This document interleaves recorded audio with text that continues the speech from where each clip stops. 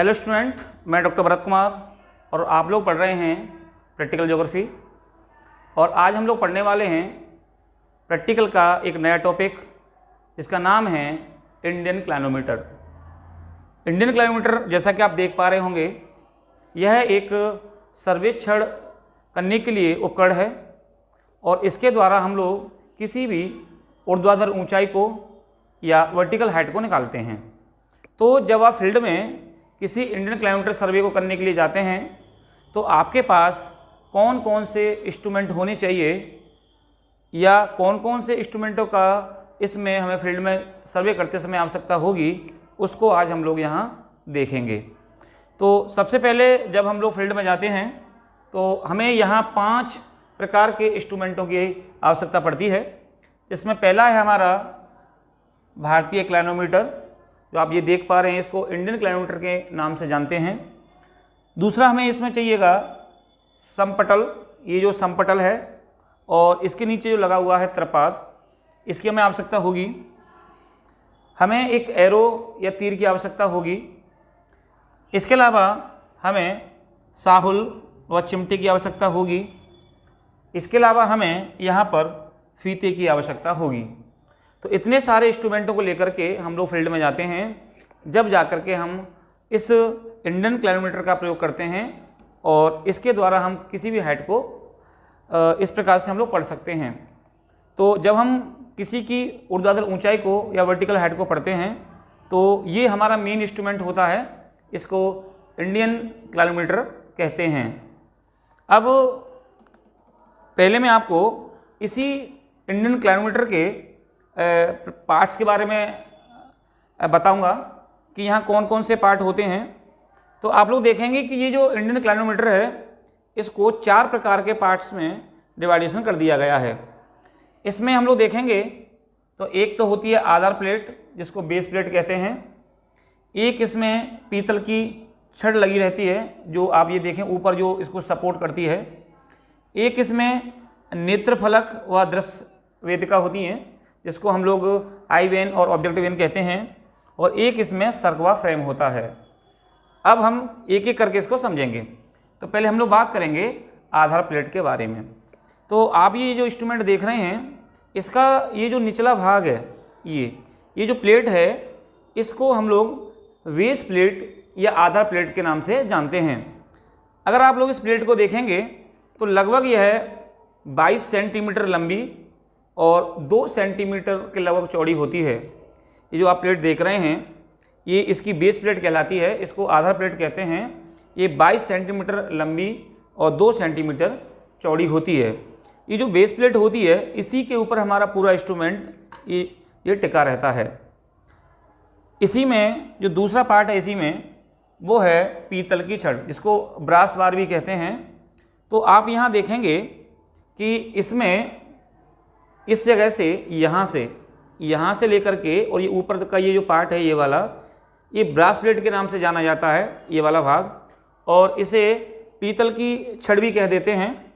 अब ये जो ब्रास वार जो होता है, यहाँ देखेंगे आप तो इसके बीच में एक स्पिरिट लेवल लगा रहता है। यहाँ पे एक स्पिरिट लेवल होता है और इस स्पिरिट लेवल में एल्कोहल भरा रहता है या हवा का इसमें बुलबुला भी होता है।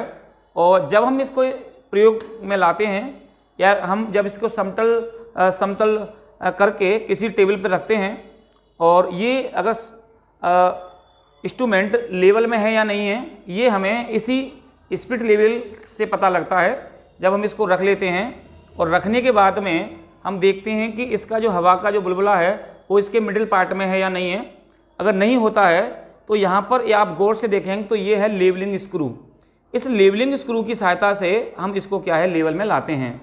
तो इसको लेवल में लाने के लिए इस लेवलिंग स्क्रू का प्रयोग किया जाता है।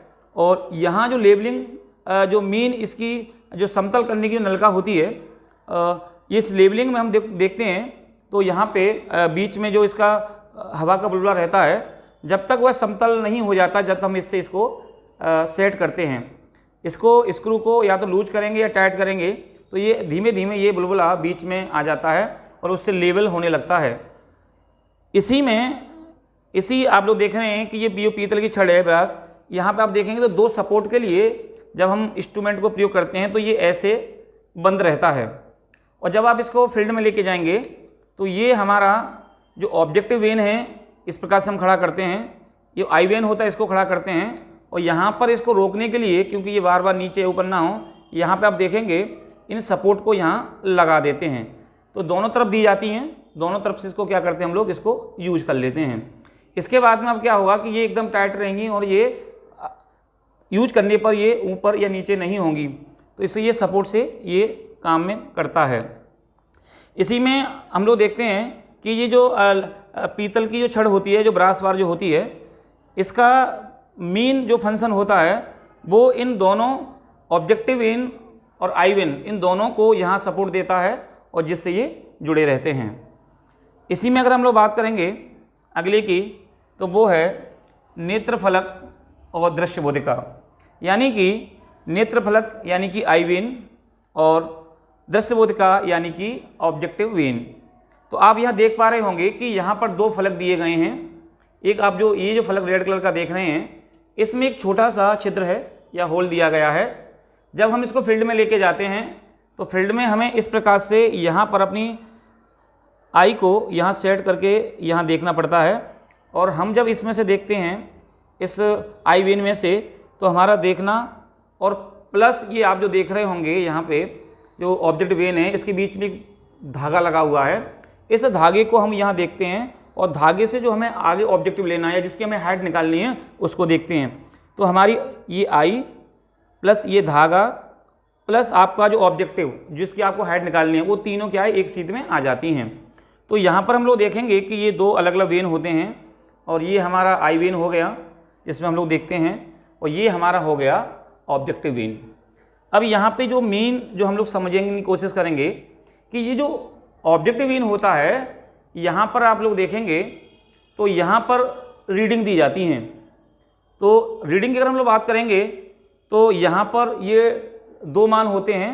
तो आप देख पा रहे होंगे ये जो मान दिए गए हैं, जैसे ये 20, 21 और 22, ये मान डिग्री में दिए गए हैं, और ये 40 तक जो दिया गया है ये 10 के मान हैं।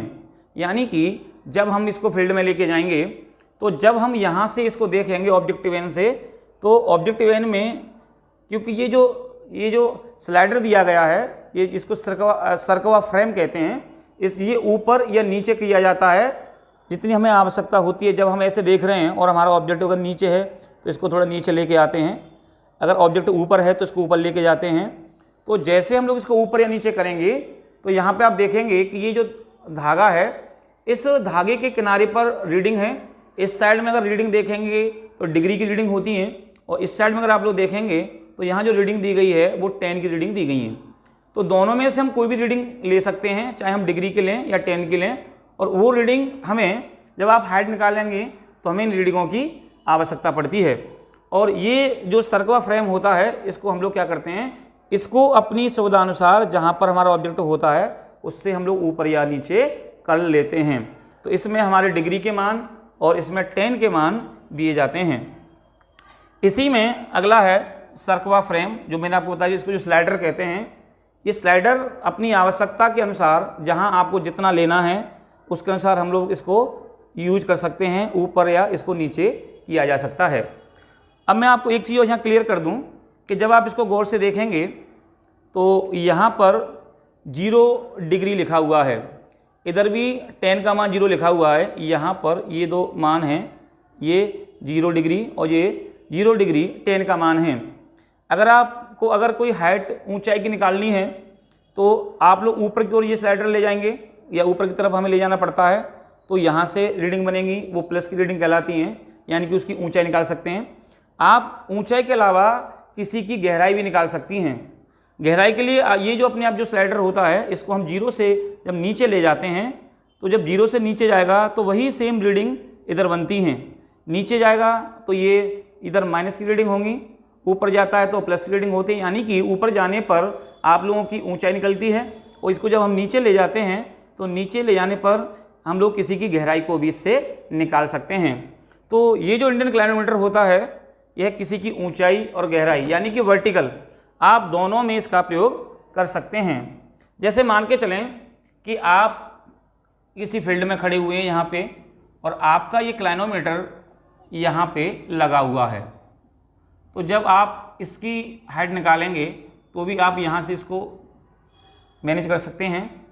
और अगर आपको कहीं पर ऊंचाई की जगह अगर नीचाई की भी अगर आप लोगों को गहराई निकालनी है तो आप मान के चले कि यहाँ पर हैं, यहाँ पर दिए हैं और यहाँ पर हमको किसी की जैसे यहाँ की हमें गहराई निकालनी है तो हम इसको एंगल ऐसे भी इसको एंगल हम लोग ले सकते हैं। तो ये जो इंडियन क्लाइनोमीटर होता है ये ऊंचाई और गहराई यानी कि आप इसको वर्टिकल फॉर्म में आप इसको ऊपर भी और इधर नीचे भी दोनों तरफ हम इसको निकाल सकते हैं। इसके जो मान होते हैं वो मैंने आपको बता दिया कि ये एक तो डिग्री के मान होते हैं और एक 10 के मान होते हैं। अगर हम लोग देखेंगे इस प्रकार से तो यहाँ पर डिग्री अधिकतम डिग्री की जो हम पढ़ते हैं वो 22 डिग्री तक होता है और अगर हम मिनट की बात करेंगे तो मिनिमम आप लोग 20 मिनट तक पढ़ सकते हैं, क्योंकि आप जानते भी होंगे कि 1 डिग्री में 60 मिनट होते हैं तो यहाँ 20-20 मिनट पर 1 डिग्री के बीच में 3 बारीक कॉलम दिए गए हैं। तो इस प्रकार से हम इसकी न्यूनतम जो रीडिंग होती है वो 20 मिनट तक को पढ़ पाते हैं। तो इस प्रकार से ये हो जाता है हमारा पूरा की पूरा इंडियन क्लाइनोमीटर इंस्ट्रूमेंट। तो मैंने आपको बताया था कि इसके अलावा आपको और भी इंस्ट्रूमेंटों की आवश्यकता पड़ेगी, जैसे आपको एक समपटल पत्रपात की आवश्यकता होगी। तो अगर आप देख पा रहे हैं तो ये हमारा समपटल लगा हुआ है। तो मैं आपको बता दूं कि जैसे ये समपटल जो होता है इसको आप लोगों ने पढ़ा होगा, ये समपटल होता है। इसकी आवश्यकता में इसलिए पड़ती है कि ये जो इंस्ट्रूमेंट जब हम फील्ड में लेके जाते हैं तो उसके ऊपर हमें इसको रखना पड़ता है, जिससे कि हम लोग आसानी से अपने जो हमें हाइट को नापना है या लेना है उसको हम आसानी से इसको ले पाते हैं। तो हमें एक समपटल की और एक तरपात की आवश्यकता होती है, उसके ऊपर हम लोग इसको रख करके आसानी से हम लोग क्या करते हैं सर्वे कर पाते हैं। इसके अलावा हमें आवश्यकता होगी तीर की। तो तीर ये आप लोग देख रहे होंगे ये एरो होता है। जब हम लोग प्लेन टेबल के ऊपर इस इंस्ट्रूमेंट को रख लेते हैं तो इसके नीचे हमें साहुल चिमटा की सहायता से एक केंद्र लेना होता है और उस केंद्र जहाँ वो नीचे केंद्र आता है वहाँ पर हम इसको एरो को लगा देते हैं और एरो को लगाने के बाद वो हमारा केंद्र ज्ञात हो जाता है। ये केंद्र हमें इसलिए चाहिए क्योंकि जब आप किसी की हाइट लेंगी तो आपको टेबल से और उसकी जो दूरी है आप जिसकी हाइट निकाल रही हैं वहाँ तक की आप लोगों को क्षेत्रीय उसकी दूरी लेनी पड़ेगी। इसलिए हम लोग क्या केंद्र को हमें नीचे ज्ञात करना पड़ता है। इसी में हमें साहुल व चिमटे की आवश्यकता होगी।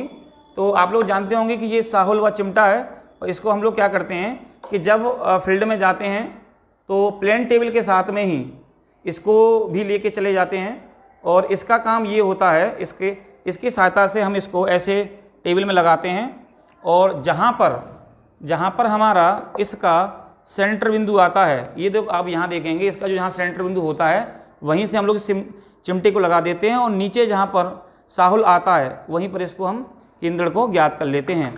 तो साहुल और चिमटे की सहायता से हम इसका क्या करते हैं केंद्र ज्ञात करते हैं। केंद्र ज्ञात करने के लिए इसका प्रयोग होता है।